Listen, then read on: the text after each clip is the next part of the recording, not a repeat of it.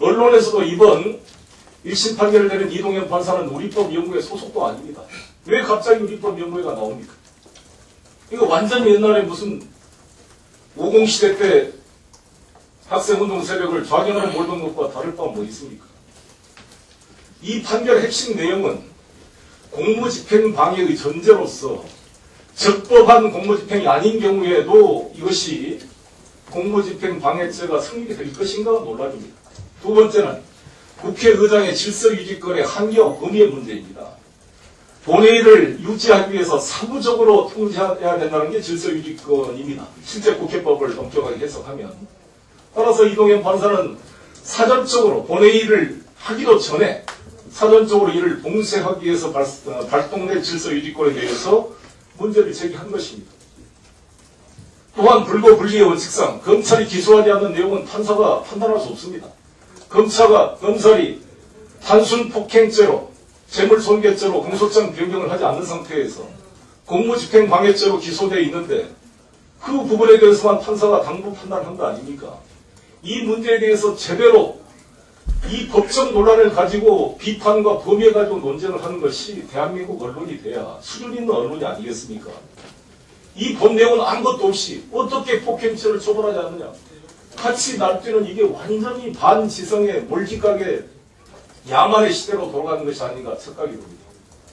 특히 때리는 남편보다 말리는 시어머니가 더 밉다고. 이게 무슨 대한변협이 무슨 해괴한 성명을 발표를 했습니다.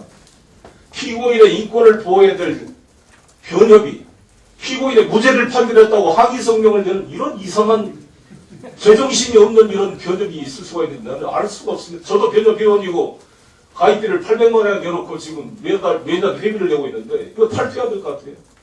근데 탈퇴도 못하게 돼 있습니다. 왜? 대한변협은 법정단체로 독점적 지위를 가지고 있습니다. 대한변협에 등록하지 않으면 변호사 업무도 할 수 없습니다. 우리 민주당은 이 대한변협을 임의단체로 바꾸는 것을 심각히 고려해야 된다고 봅니다. 어떻게 징계권까지 갖고 있고 법적으로 독점적 지위를 가지고 있는 대한변협이 이 중대한 정치적 사건에 대해서 의견 표명을 할 때 회원들의 의견 수렴도 없이 할 수가 있습니까? 18일 날 설문지를 보냈다고 그래요. 제 사무실도 보냈다고 그러는데 19일 날 발표를 했습니다. 18일 날 설문지를 돌려서 25일 날 수거하기로 돼 있다는데 19일 날 발표를 했어요.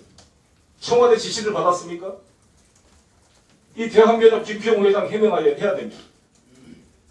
검찰 대변인으로 전락했습니까? 이 대한변협이? 자기 피고인 무죄 나왔다고 항의하는 변호사는 전 세계에 찾아볼 수가 없을 겁니다. 공산주의 국가나 있을까? 이 웃긴 이 대한변협의 이 희화적인 작태에 대해서 정말 규탄하지 않을 수 없다는 말씀을 드리겠습니다. 신영철 대법관 그렇지 않습니까? 대한변협이 신영철 대법관 어떻게 했습니까? 헌법재판소에서 위헌 판결이 내린 집시법 야간집회 원천금지 조항에 대해서 헌법 불합치 판결을 내렸습니다. 헌재가. 그러면 이에 대해서 위헌법률 심사 청구를 한 박재영 판사는 상장을 줘야 될 그런 판사입니다. 이런 판사는 색깔론에 덧칠려져서 쫓겨나서 변호사를 하고 있고 이렇게 간섭을 했던 신영철 씨는 대법관이 돼서 한나라당의 비호 아래 지금도 대법관을 하고 있습니다. 이것이 개탄해야 될 문제 아닙니까? 이해창 총재님, 대법관 출신 양반이 무슨 갑자기 나타나서 이것을 지적하기는커녕 법원이 색깔론이 됐다고 대법원장을 공격합니까? 이래서 대법관 출신이 그렇게 대법원을 공격하면 되겠습니까? 이렇게 비겁한 판사가 대쪽 판사였습니까?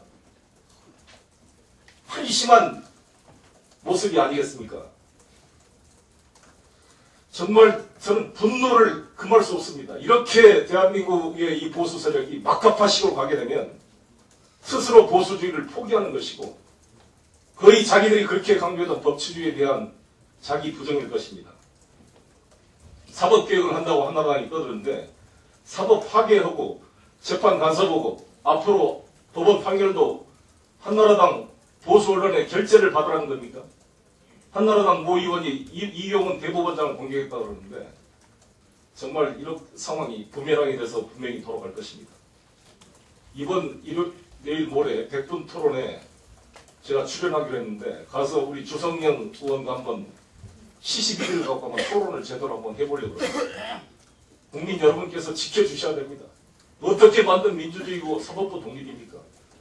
그동안 오리뽕 시대, 유신 시대 때 수많은 사법살인에 가담했던 사법부가 자기 반성도 제대로 못하고 있는 판에 이를 지적하기는커녕 소신 있는 법 판사의 판결에 대해서 이렇게 벌떼처럼 판결을 한다면 정말 문제가 아닐 수 없고, 저는 엊그제 일본을 다녀왔는데 지금 일본에서 민주당 정권이 제1동포의 수건사업인 지방참정권 부여 문제를 당론으로 결정하고 추진하고 있습니다.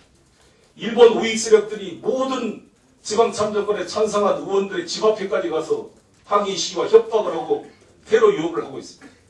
꼭 그 모양입니다. 지금 이 상황이 우리나라는. 일본 우익들이 양심적인 세력에 대해서 테러 유혹을 하듯이 이동현 판사 집 앞에까지 가서 이런 행위를 하고 있는 것에 대해서 경찰 당국은 즉각적으로 이에 대한 엄정한 처벌과 이동현 판사에 대한 보호 조치를 취해야 될 것임을 촉구하는 바입니다. 이상입니다. 네, 다음은 박지선 최고위원님.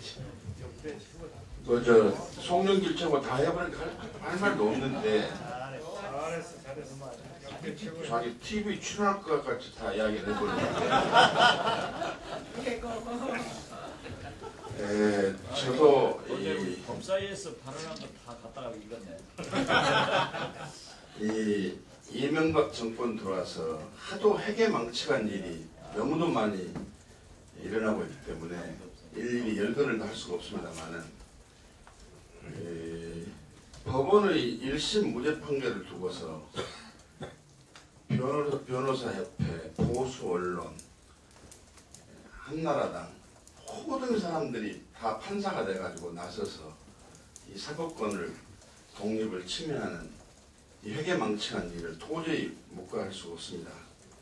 우리 헌법에는 법관은 법과 양심에 따라서 재판을 하도록 되어 있고, 사법권은 민주주의 최후 보루로서, 법질서 확립의 최후 보루로서 여론으로부터의 독립, 권력으로부터의 독립을 분명히 보장해야 됩니다.